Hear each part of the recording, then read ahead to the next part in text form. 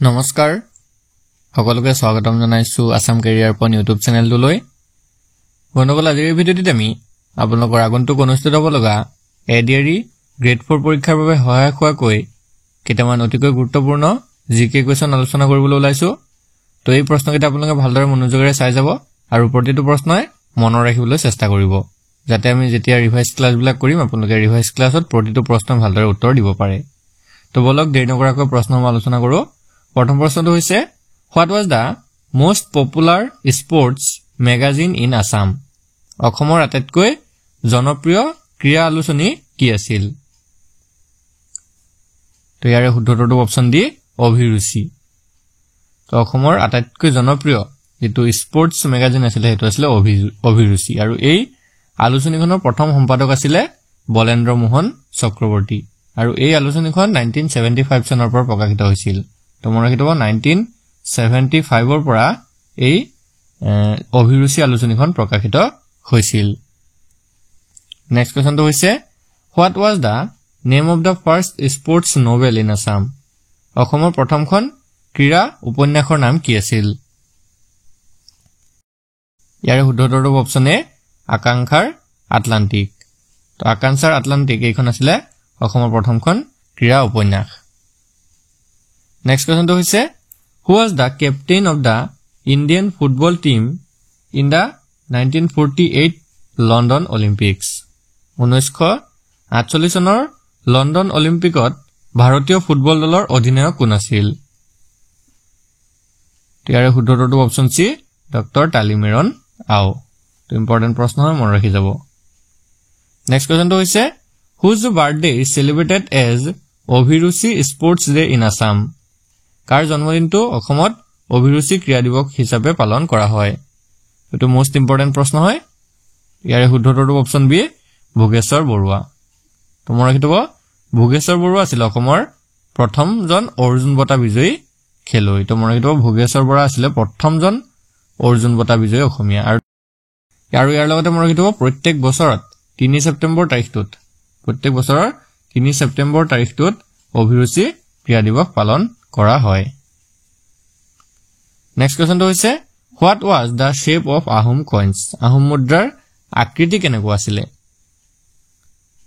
তো ইয়াৰে শুদ্ধটো option B অষ্টভুজী অৰ্থাৎ অক্টাগনেল আছিল। নেক্সট কোৱেশ্চনটো হৈছে Who was the first Ahom king to adopt the Hindu title Swarganarayan? Hindu উপাধি স্বৰ্গনাৰায়ণ গ্ৰহণ কৰা প্ৰথমজন আহোম স্বৰ্গদেউ কোন আছিল? ইয়াৰে শুদ্ধটো অপচন সি সুহুংমুং ৰজাক দিহিঙীয়া ৰজা বুলিও জনা যায়। এটো ইম্পৰ্টেন্ট প্ৰশ্ন হয় মনত ৰাখি যাব। নেক্সট কোৱেশ্চনটো লৈ আগবাঢ়িম কি দিছে চাওক Who was the first Assamese female singer to win the National Film Award?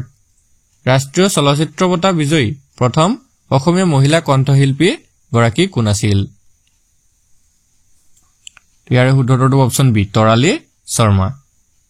তো তৰালী শৰ্মাই 2003 চনত অসমীয়া চলচ্চিত্ৰ আকাশী তৰাৰ কথাৰে এই চলচ্চিত্ৰখনৰ বাবে শ্ৰেষ্ঠ মহিলা প্লেবেক গায়িকা ৰাষ্ট্ৰীয় চলচ্চিত্ৰ বঁটা লাভ কৰিছিল।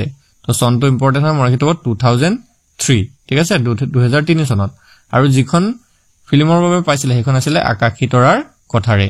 তো মনত ৰাখিব সেই চলচ্চিত্ৰখন আছিল। চনটো ইম্পৰ্টেন্ট হয় কোনে পাইছিল হেতু ইম্পৰ্টেন্ট হয় আৰু যিখন চলচ্চিত্ৰৰ বাবে পাইছিল সেই চলচ্চিত্ৰখনো ইম্পৰ্টেন্ট হয় মনত ৰাখি যাব সব। নেক্সট কোৱেশ্চনটো চাওক Who wrote the সাহিত্য একাডেমী এৱাৰ্ড উইনিং বুক দেউলুং খাই? সাহিত্য একাডেমী বঁটা প্ৰাপ্ত গ্ৰন্থ দেউলুং খাই কোনে ৰচনা কৰিছিল? তো এটো ইম্পৰ্টেন্ট হয় দেউলুং খাইটো কোনে ৰচনা কৰিছিল? তো বন্ধুসকল ইয়াৰে ৰাইট এনসাৰটো অপচন এ ৰীতা চৌধুৰীয়ে। তো ৰীতা চৌধুৰীয়ে দেউলুং খাইটো ৰচনা কৰিছিল।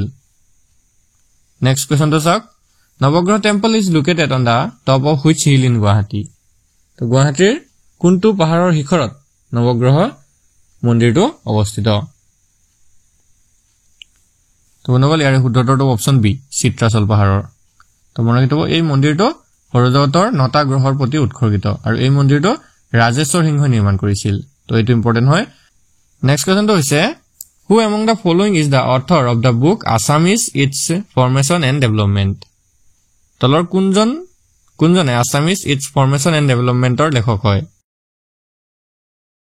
তো বন্ধুসকল ইয়াৰ শুদ্ধ উত্তৰটো option B doctor Banikanta Kakati তো ডক্টৰ বাণীকান্ত কাকতিয়ে Assamese its formation and development এখন ৰচনা কৰিছিল আৰু বন্ধুসকল নেক্সট কোৱেশ্চনসমূহ ডিসকাস কৰাৰ আগতে আপোনালোকক এটা ইম্পৰ্টেন্ট কথা জনাই থওঁ যেহেতু আপোনালোকৰ যেটো গ্ৰেড 4 এক্সাম হ'ব 10 পাস সকলৰ আৰু 8 পাস সকলৰ হেতু অহা 27 অক্টোবৰ তাৰিখে অনুষ্ঠিত হ'বলৈ গৈ আছে তো হেই এক্সামসমূহৰ বাবে যদি কিছুমান আপোনালোকৰ ইম্পৰ্টেন্ট পিডিএফ নোটস লাগে তেনেহলে আমাৰ ইয়াতে পাই যাব তো আপোনালোকৰ স্ক্ৰিনত থকা নাম্বাৰটোত আমাক হোৱাটছআপত মেছেজ কৰি এই ইম্পৰ্টেন্ট পিডিএফ নোটস বিলাক লৈ ল'ব আৰু এতিয়াৰ পৰা যদি সেই পিডিএফ নোটস বিলাক পঢ়ে তো আপোনালোকৰ এক্সামলৈকে গোটেই কোৰ্সটো কমপ্লিট হৈ যাবগে মানে গোটেই পিডিএফ খিনি শেষ হৈ যাব আৰু এই গোটেইখিনি যদি আপোনালোকে চাই দিয়ে ন এতিয়া আপোনালোকৰ এক্সামত বহুত কমন পৰিব আৰু ডেইলি মেথছ আৰু ৰিজনিং বিলাক আপোনালোকে চাই থাকিব সো আপোনালোকৰ কাৰোবাৰ যদি প্ৰয়োজন হয় স্ক্ৰিনত থকা নাম্বাৰটোত আমাক হোৱাটছআপত মেছেজ কৰি লৈ ল'ব আৰু কাৰোবাৰ যদি আপোনালোকৰ মক টেষ্ট লাগে মক টেষ্টটো পাই যাব মাত্ৰ 25 টকাত মক টেষ্ট পাই যাবগে তো স্ক্ৰিনত থকা নাম্বাৰটোত আমাক হোৱাটছআপত মেছেজ কৰি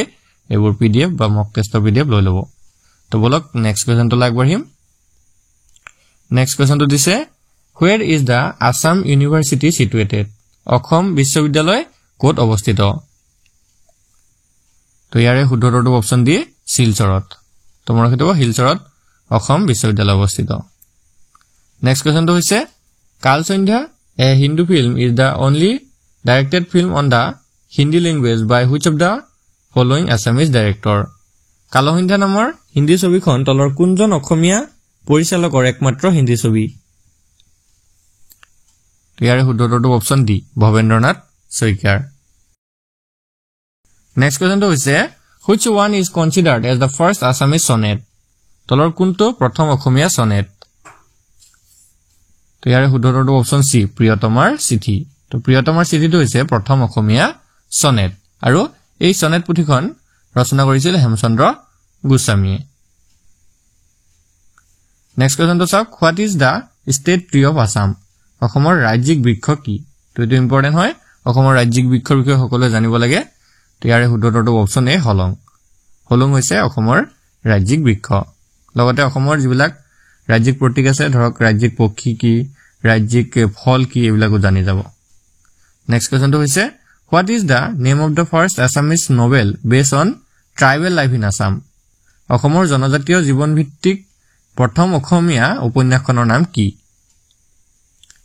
তো ইয়াৰে ৰাইট আনসাৰটো অপচন এ মিৰি জিয়ৰি। আৰু এই উপন্যাসখন ৰচনা কৰিছিল ৰজনীকান্ত বৰদলৈয়ে মিচিং জনগোষ্ঠীৰ জীৱনৰ ওপৰত। তো এই মিৰি জিয়ৰিখন ৰজনীকান্ত বৰদলৈয়ে ৰচনা কৰিছিলে মিচিং জনগোষ্ঠীৰ জীৱনৰ আধাৰত এইখন ৰচনা কৰা হৈছিল। নেক্সট কোৱেশ্চনটো হৈছে which of the following person received the title of দেশভক্ত? তলৰ কোনজন ব্যক্তিয়ে দেশভক্ত উপাধি লাভ কৰিছিল?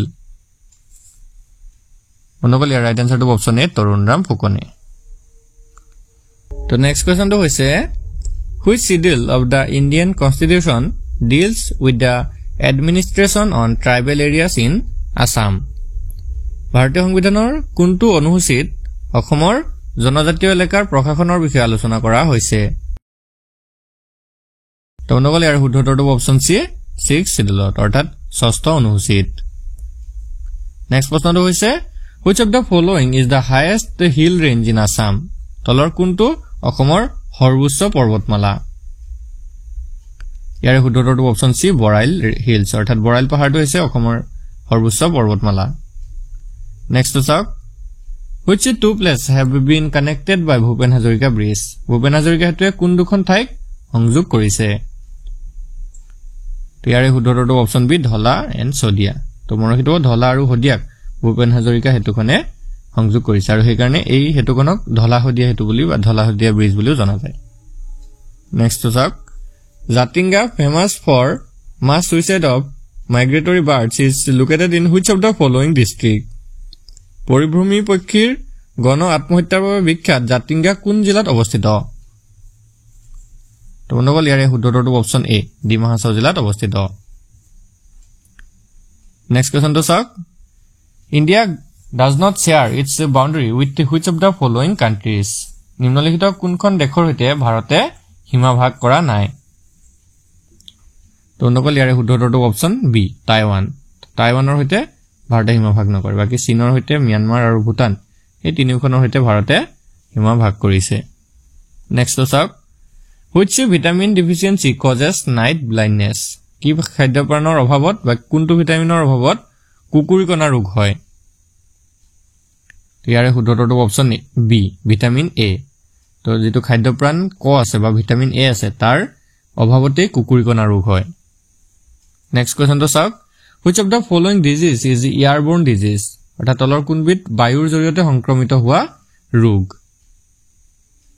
তো ইয়াৰে শুদ্ধটো অপচন এ ইনফ্লুৱেঞ্জা। ইনফ্লুৱেঞ্জা হৈছে বায়ুৰ দ্বাৰা সংক্ৰমিত বা বিয়পা ৰোগ।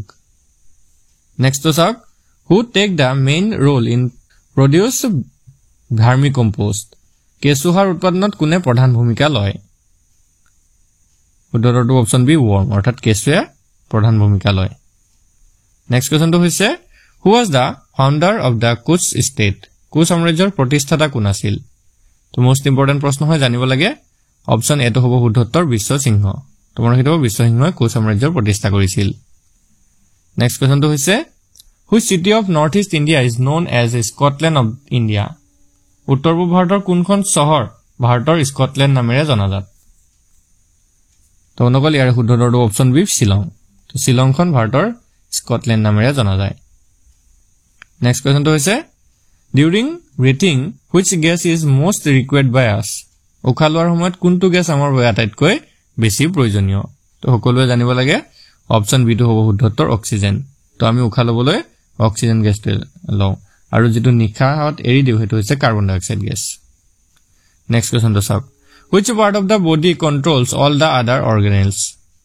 তো শৰীৰৰ কোনটো অংশই আন সকলো অংগক নিয়ন্ত্ৰণ কৰে? তো আমি জানো অপচন সি টো হ'ব শুদ্ধ উত্তৰ। তো মোৰ হিটো মগজুৱে আমাৰ যেটো ব্ৰেইন আছে, ব্ৰেইনটোৱে আমাৰ সকলো অংগবিলাকক নিয়ন্ত্ৰণ কৰি ৰাখে। নেক্সট কোৱেশ্চনটো চাওক, who is the supreme commander of armed forces in India? তো ভাৰতত সশস্ত্ৰ বাহিনীৰ সৰ্বাধিনায়ক কোন?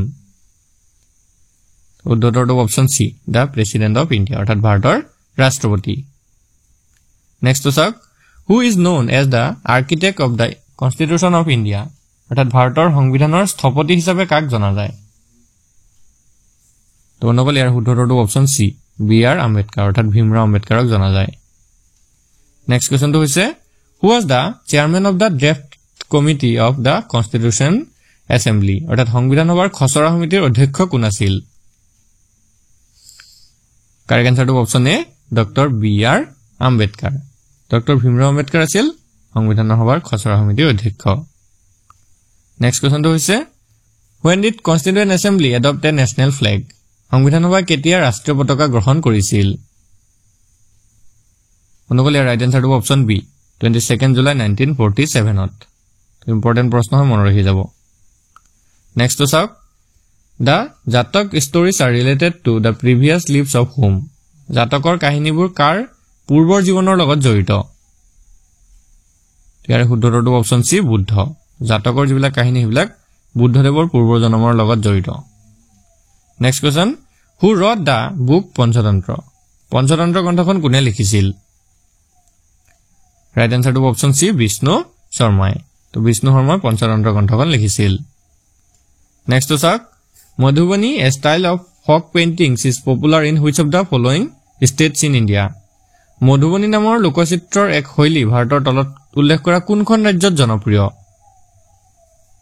তো অনুকল ইয়াৰ ৰাইট আনসাৰটো অপচন ডি বিহাৰ। মধুবনী যেটো ফক পেইন্টিং আছে হেটো বিহাৰত পপুলাৰ হয়। নেক্সটটো চাওক, which was the first talkie film of India? ভাৰতৰ প্ৰথম সবাক চলচ্চিত্ৰ কোনখন? কাৰেক্ট আনসাৰটো অপচন এ আলম আৰা। আলম আৰা হৈছে ভাৰতৰ প্ৰথম সবাক চলচ্চিত্ৰ। Next question, who was the first recipient of Saraswati Samman? Saraswati Samman লাভ কৰা প্ৰথম ব্যক্তি কোন আছিল? শুদ্ধটো অপচন বি হৰিবংশ ৰায় বচ্চন। তো সৰস্বতী সন্মান লাভ কৰা প্ৰথমজন ব্যক্তি আছিল Harivansh Rai Bachchan. Next question, in which year Rabindranath Tagore own Nobel Prize in Literature? কোন চনত ৰবীন্দ্ৰনাথ ঠাকুৰে সাহিত্যৰ নোবেল বঁটা লাভ কৰে? অনুকল ইয়াৰ শুদ্ধটো অপচন বি 1913 অৰ্থাৎ 1913 চনত। নেক্সট কোৱেশ্চনটো হৈছে, which medieval book was written by Gulbadan Begum? কোনখন মধ্যযুগীয় গ্ৰন্থ গুলবদন বেগমে লিখিছিল? শুদ্ধটো অপচন সি হুমায়ুন নামা।